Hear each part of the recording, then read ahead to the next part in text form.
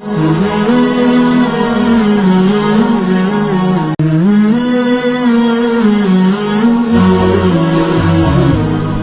kata-kata yang kita keluarkan semuanya ada pencatat, dan itu tidak akan hilang sampai di hari akhirat nanti. Persoalan dengan manusia adalah persoalan yang berat, apalagi mengunjing dan mengupat-ngupat mereka.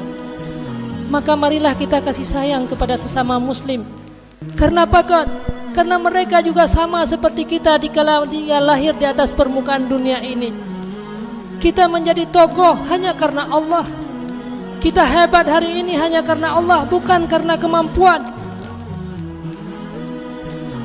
Bukan karena kemampuan yang kita miliki, tapi karena Allah. Orang yang hina hari ini, mereka juga karena Allah Subhanahu wa ta'ala, bukan karena kehebatan kita. Maka janganlah sekali-kali kita takabur kepada orang lain. Karena dalam satu saat, dalam sedetik Allah bisa merubah kehidupan. Lihatlah hari ini yang sedang menimpa kita. Orang-orang kaya hilang hartanya dalam sekejap. Orang-orang miskin diangkat derajat oleh Allah Subhanahu wa ta'ala. Maka apapun posisi gedanya uronyo, itu hanyalah karena Allah Subhanahu wa ta'ala. Maka sedikit pun jangan pernah kita meremehkan orang lain, karena dia juga hamba Allah. Mereka dia umat Nabi Muhammad sallallahu alaihi wasallam.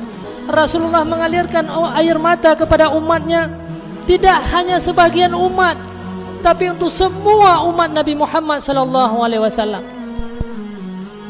Maka atas dasar apa kita marah terhadap umat Nabi Muhammad, sementara Rasulullah sallallahu alaihi wasallam merupakan manusia yang paling agung?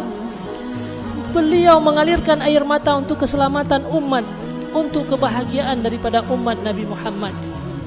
Maka marilah benar-benar hari ini katanya, semampu katanya sedikit demi sedikit, untuk kita menjaga lidah kita ini.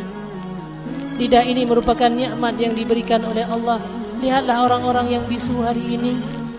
Mereka sangat susah menyampaikan agama. Mereka sangat susah untuk menjadi seorang imam.